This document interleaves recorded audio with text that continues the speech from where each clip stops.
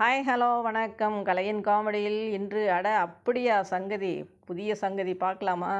போயா, புயலில் பொரி சாப்பிடுன்னு சொல்கிறேன். நம்ம ஊரில் யாராவது நடைமுறைக்கு சாத்தியமில்லாத ஒரு ஐடியாவை கொடுத்தா இப்படி நக்கலாக சொல்கிறத கேள்விப்பட்டிருப்போம். சும்மாவே ஃபேன் காற்றுலையே வச்சு பொரியை சாப்பிட முடியாது. இது என்ன புயலில் பொரி சாப்பிட்றது? பார்க்குறதுக்கு ஏதோ காமெடி டைலாக் மாதிரி தெரிஞ்சாலும் அதுக்குள்ளே நம் முன்னோர்கள் ஒரு வாழ்க்கை தத்துவத்தையும் உளவியலையும் ஒளிச்சு வச்சுருக்காங்க. புயல் காற்றுல பொரி சாப்பிட முடியுமாங்க? முடியாத காரியம். பொரியெல்லாம் பறந்து போயிடும். அப்போ இந்த சொலவடையை எங்கே பயன்படுத்தினாங்க? புயல் மாதிரி வாழ்க்கையில் மிகப்பெரிய பிரச்சனைகளில் மனுஷன் சிக்கி தவிக்கும்போது அவங்ககிட்ட போய் சாதாரணமாக கொஞ்சம் கூட நடைமுறைக்கு ஒத்து வராத ஆலோசனைகளை, அதாவது இந்த பொரி மாதிரி கொடுக்கக்கூடாது. அது அவனுக்கு எந்த பயனையும் தராது.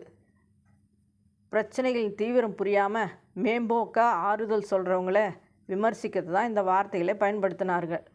புயலில் பொரி சாப்பிட்ற மாதிரி. அதுவும் இல்லாமல் நேரம் காலம் அறிந்து நம் செயல்களும் இருக்கணும்.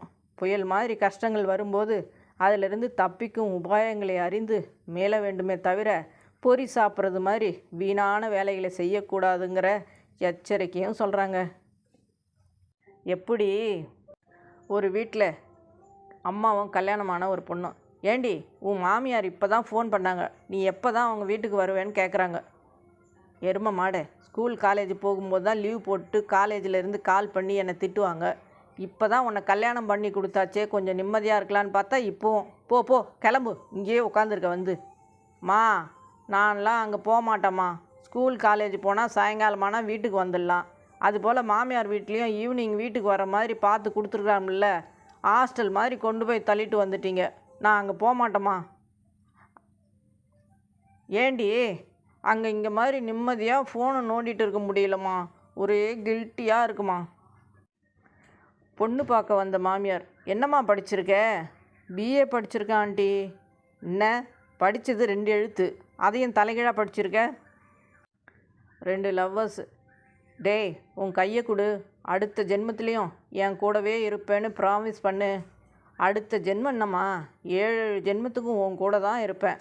சரி, அப்போ ஓகேடா, நம்ம அடுத்த ஜென்மத்திலே மீட் பண்ணலாம். இந்த ஜென்மத்தில் எங்கள் வீட்டில் நம்ம கல்யாணத்துக்கு ஒத்துக்க மாட்டேங்கிறாங்க. நான் வேறு பையனை கல்யாணம் பண்ணிக்கின்னு போகிறேன். நம்ம அடுத்த ஜென்மத்தில் மீட் பண்ணலாம். என்னது, எதுவாக இருந்தாலும் நம்ம அடுத்த ஜென்மத்தில் பேசிக்கலாம். எனக்கு கல்யாண வேலைலாம் நிறைய இருக்குது. எல்லாரும் சிரிச்சுட்டே இருங்க, சந்தோஷமாக இருங்க. மீண்டும் சந்திப்போம். நன்றி, வணக்கம்.